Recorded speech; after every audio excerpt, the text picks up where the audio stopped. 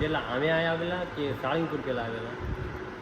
એમાં સૌ પ્રથમ હનુમાનજી કમિયાળામાં પધરાવ્યા. સંવત 1891ની સાલમાં, વિક્રમ સંવત 1891માં.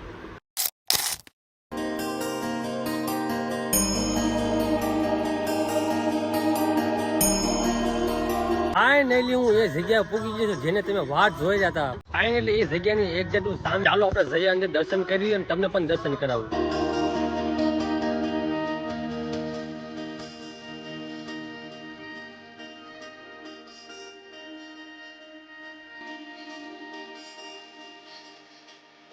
મિત્રો ફાઇનલી આપણે એક જગ્યાની અંદર સામે છે, તમને પણ દર્શન કરાવું, એવું પણ દર્શન કરાવું. જગતમાં મિત્રો જય કૃષ્ણ ભજન લખવાનું ભૂલતા નહીં. અમારે એન્ટ્રી લેવાના છે, જોઈ લો મિત્રો.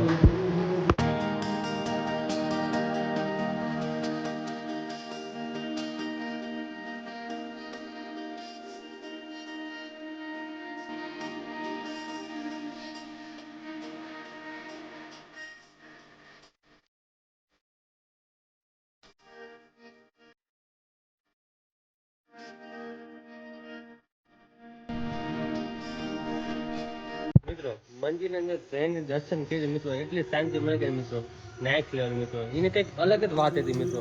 દર્શન કર્યા, તમે પણ દર્શન કર્યા, તમને કેવું લાગ્યું તમે પણ કમેન્ટમાં જય કૃષ્ણ ભજન દેવ લખવાનું ભૂલતા નહીં મિત્રો. તમે પણ દર્શન કર્યા, તમે પણ જોયું મિત્રો. કૃષ્ણ ભજન દેવનું બીજું મંદિર કહેવામાં આવે છે અહીંયા કને. પેલો પાર્ટ આ કહેવામાં આવે છે, બીજો પાર્ટ સાળંગપુર હનુમાનજી મંદિર છે એ બીજો પાર્ટ કહેવામાં આવે છે, પેલો પાર્ટ અહીંયા કહેવામાં આવે છે. એવું મેં અત્યારે સાંભળ્યું, થોડું ઘણું મેં ચર્ચા કરી એટલે એવું મને સાંભળવા મળ્યું. એટલે એવું બધું મિત્રો આપણે સંત છે અહીંના, એમને આપણે પૂછવા માંગશું કે અહીંનો મહિમા શું છે. એટલે થોડું ઘણું જાણવાની કોશિશ કરશું. એટલે આપણે જાય અંદર.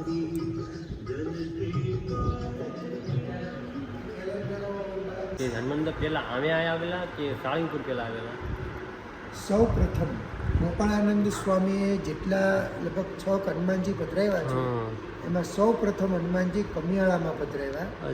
સંવત 1891ની સાલમાં, વિક્રમ સંવત 1891માં. અને 1905ની સાલમાં સાળંગપુર પધરાવ્યા. એટલે સાળંગપુરથી 14 વર્ષ પહેલા હનુમાનજીની સ્થાપના અહીંયા થઈ. અને આના પછી 14 વર્ષ પછી સાળંગપુર. તો પેલા અહીંયા કોઈ સાધુ સંત નહીં હોવાને કારણે કોઈ એનું મહત્વ બહાર પડ્યું નહીં અને વિશેષ કોઈને ખ્યાલ ન આવ્યો. બાકી બે એક જ રૂપ તમને દર્શન થાય. એમનું તેજ, પ્રભાવ, એમનું કાર્ય બંનેનું એક સરખું. પણ સૌ પ્રથમ હનુમાનજી આ. એટલે પેલો મહિમા કેવી તો પેલા સાળંગપુર નહીં, પેલા અહીંયા કને કયું ગામ છે? કમિયાળામાં પેલા આવેલા છે હનુમાનજી મહારાજ ને પછી ગયેલા છે સાળંગપુર. અને પેલું રૂપ અહીંયા કહેવાય અને બીજું રૂપ સાળંગપુર. એટલે આ કહેવાની છે મારે વાત. એટલે હું એટલું બધું બોલી નથી શકતો, પણ છતાંય મહેનત કરી અને તમને એટલું સંભળાવ્યું મેં. કમિયાળા ધામ છે. અહીંયા સ્વામિનારાયણ ભગવાન સૌથી વધારે એમના જીવનમાં 53 વાર અહીંયા આવ્યા છે. 32 વારે રાત્રિ નિવાસ કર્યો છે. ભગવાન સ્વામિનારાયણનો પોતાનો પ્રાગટ્ય દિન પણ અહીંયા ઉજવાયેલો. 8 દિવસ સુધી સ્વામિનારાયણ ભગવાનને ઝુલાવીને રામનવમીનો સમયો કર્યો. હનુમાનજી મહારાજ જ્યાં બિરાજે મંદિરની બાજુમાં જ બે દેરી છે, ત્યાં બે આંબા હતા અને ત્યાં ઝુલાવેલા. પછી ત્યાં બાજુમાં બેસીને માથાના વાળ સ્વામિનારાયણ ભગવાને ઉતરાવેલા. ત્યાં અત્યારે હાલમાં ચરણારવિંદ છે મંદિરની બાજુમાં, હનુમાનજી મંદિરની બાજુમાં. અને ત્યાં એક નારાયણ કુંડ છે મંદિરની બાજુમાં. એમાં ભગવાન સ્વામિનારાયણ સ્નાન કરતા એના જળનો બહુ મહિમા છે. સૌથી વિશેષતા એ છે કે અહીંયા કષ્ટભંજન હનુમાનજી મહારાજ બિરાજે છે. એમની સ્થાપનાનો ટૂંકો ઇતિહાસ એવો છે, 191 વર્ષ પહેલાં કોરોના જેવી પ્લેગ મહામારી ફાટી નીકળેલી. લોકો મરી જતા, કોઈ દવાઓ નહોતી. ત્યારે ગામના ભક્ત શેષા ભણાર નતું ગઢવી એમને સ્વામિનારાયણ ભગવાનને પ્રાર્થના કરી. એમની પ્રાર્થના સાંભળી ભગવાન સ્વામિનારાયણે ગોપાળાનંદ સ્વામીને દિવ્ય પ્રેરણા આપી. ગોપાળાનંદ સ્વામી અહીંયા બિરાજે છે. આ ગોપાળાનંદ સ્વામી અવશ્ય ત્યાં હનુમાનજી મહારાજ મંદિરમાં બિરાજે ત્યાં ધ્યાન કરવા બેસતા. ગામના ભક્તોને ખબર પડી કે સ્વામી ધ્યાનમાં બેઠા છે. બધાએ શીશા વણાર નતું ગઢવી બધા આવીને પગે લાગ્યા. ત્યારે ગોપાળાનંદ સ્વામી આંખ ખોલીને એવું કીધું કે હવે કોઈ ચિંતા કરશો નહીં, અમે સ્વામિનારાયણ ભગવાનની પ્રેરણાથી કમિયાળામાં આવ્યા છીએ. માટે બધાના દુઃખ દર્દ દૂર કરે એવા પ્રગટ અને પ્રતાપી દેવ જ્યાં ભગવાન સ્વામિનારાયણ બેસતા એ જ જગ્યા ઉપર અમે પધરાવશું એવું વચન આપ્યું. સન 1891માં હનુમાનજી મહારાજની સ્થાપના કરી સ્વામીએ. દાદાની દ્રષ્ટિ નામ ઉપર રાખી. પછી સ્વામી હનુમાનજી મહારાજની બાજુમાં બેસી અને આમ સ્પર્શ કરે છે કે બહુ સરસ સ્વરૂપ છે એવું બોલ્યા તો હનુમાનજી પ્રગટ થઈ ગયા. દાદા પ્રગટ થયા એટલે સ્વામી શ્રી હાથ જોડ્યા અને એમ કીધું કે આજથી આપનું નામ કષ્ટભંજન દેવ. ત્યારે હનુમાનજી મહારાજે હા પાડી અને નામ સ્વીકારી લીધું.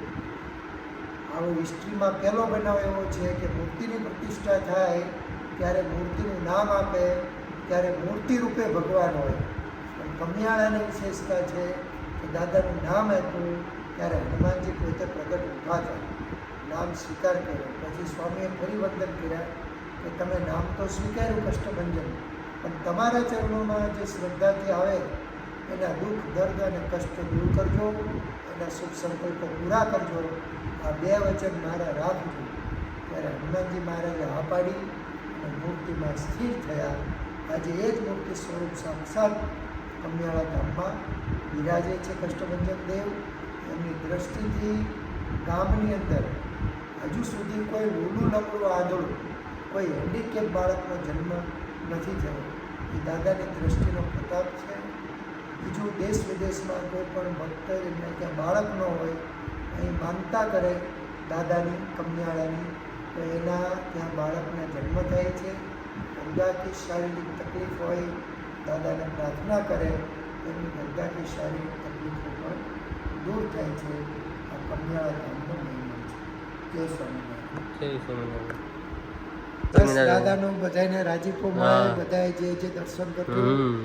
બધાને દાદાનો રાજીપો મળે. સમય મળે આ બાજુ નીકળો હમ. તો ફેદરા પીપળી રોડ ઉપર કમિયાળા હનુમાનજી મંદિર છે, હમ. દર્શન કરજો.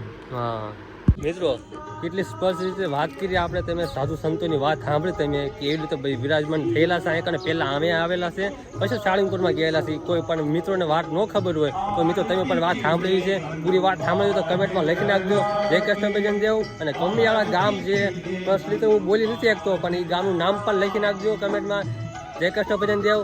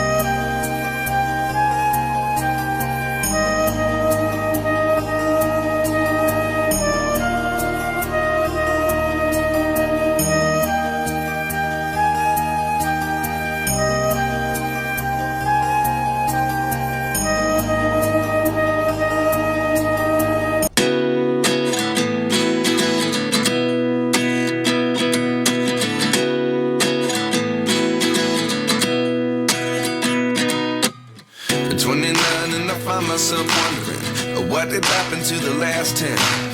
I ran away with my life, fast forward, never turn back again.